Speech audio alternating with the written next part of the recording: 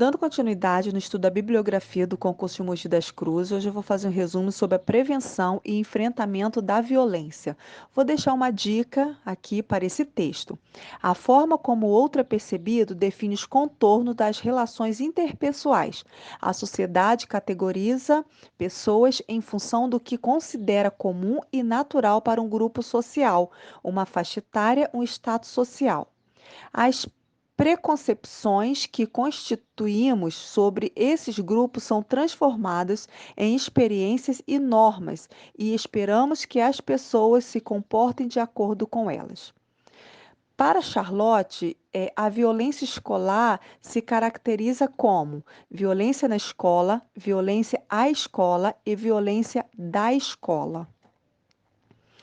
E o indivíduo se torna membro da sociedade pelo processo de interiorização da realidade, que o indivíduo compreende os processos subjetivos do outro e o mundo em que vive, tornando o seu mundo. Ou seja, ele assume o mundo em que nasceu como o seu mundo. E a interiorização da sociedade promove uma identificação mútua que possibilita aos homens partilhar o mundo. A socialização primária é considerada a mais importante e ocorre por meio dos outros significados, que são os que as crianças se identificam, como o pai e a mãe. Segundo o que afirma Berger e Luckmann, 2002, só há interiorização quando há identificação da criança com os outros significados. O que é interiorizado pela criança, o que deve ser aprendido, a sequência do que deve ser aprendido, varia de sociedade para sociedade e de acordo com a definição de infância que se tem. Por exemplo, na sociedade atual, a ideia da criança pura, assexuada e inocente, define os contornos da socialização primária, pelo menos antes dos movimentos freudianos. Os outros significados fazem mediação no mundo para a criança de acordo com a posição na estrutura social e suas idiosincrásias individuais, de tal forma que o mundo é mediado ou filtrado para a criança. A identidade nacional é o aspecto da identidade do indivíduo que surge por pertencer à cultura étnica, religiosa, racional e nacional. A cultura nacional dá a identidade cultural. A cultura nacional, que implica em uma mesma língua e instituições organizadas da mesma forma como a escola, ao tender à homogeneização, constrói sentidos, organiza novas ações e concepções que temos de nós mesmos.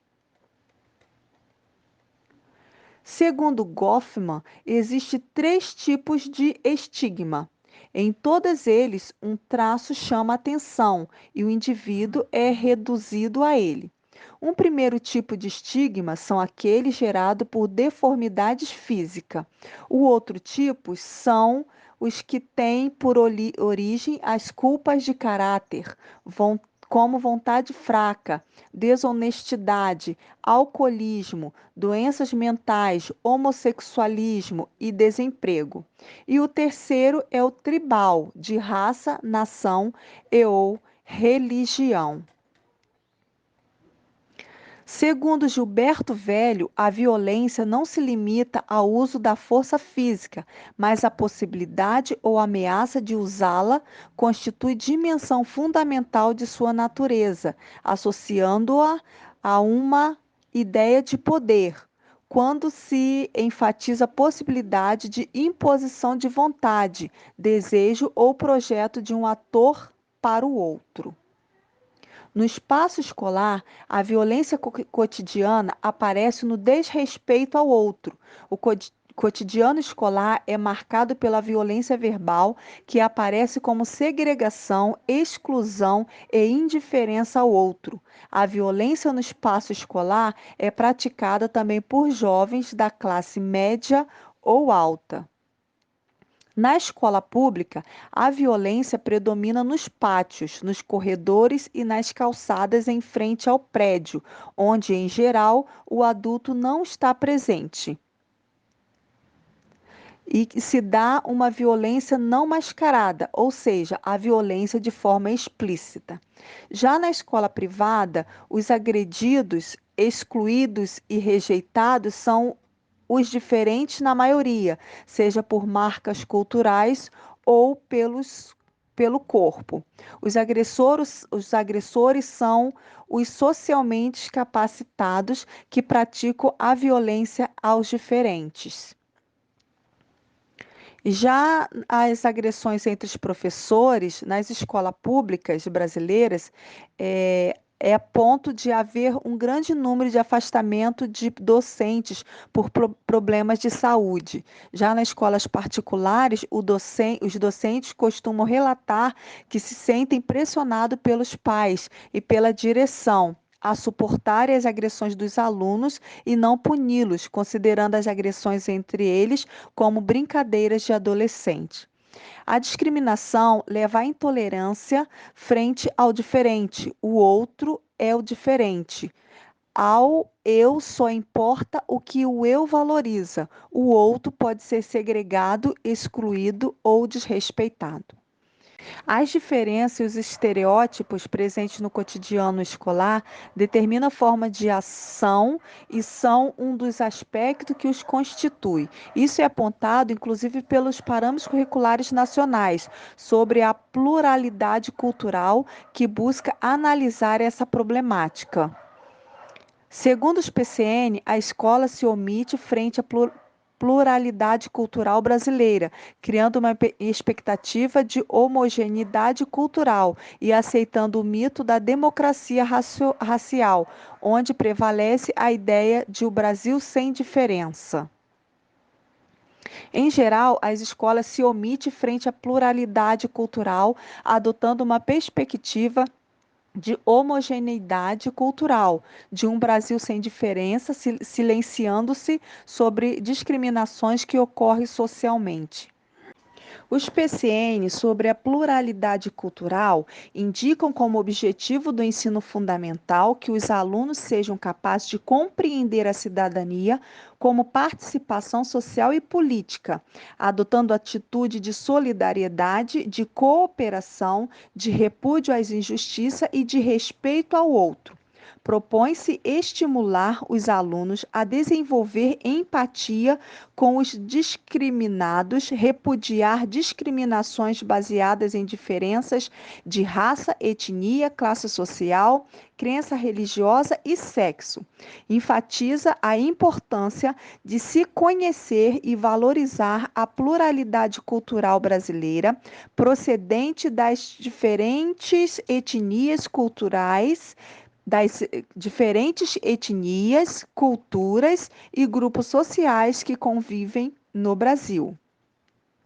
As questões da pluralidade cultural, do multiculturalismo e a diferença tornaram-se então uma temática presente na educação e na formação dos professores como um dos temas transversais.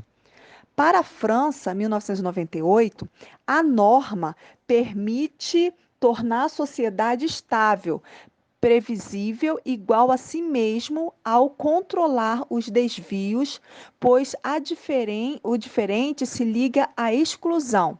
Assim, para a autora, o preconceito tem a função de estabelecer e manter a estabilidade da norma.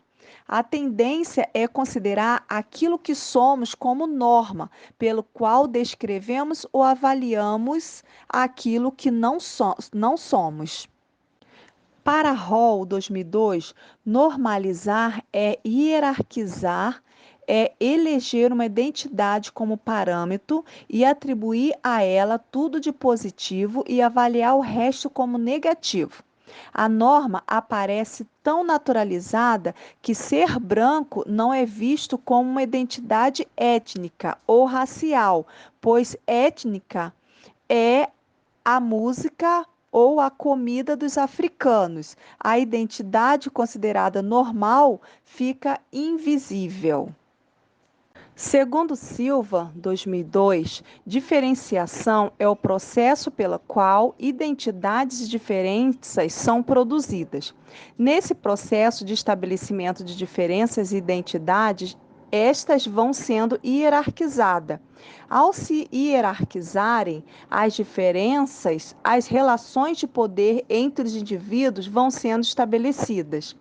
A diferença permite imputar ao outro um atributo que o desfavoreça e assim se relacionar ao poder.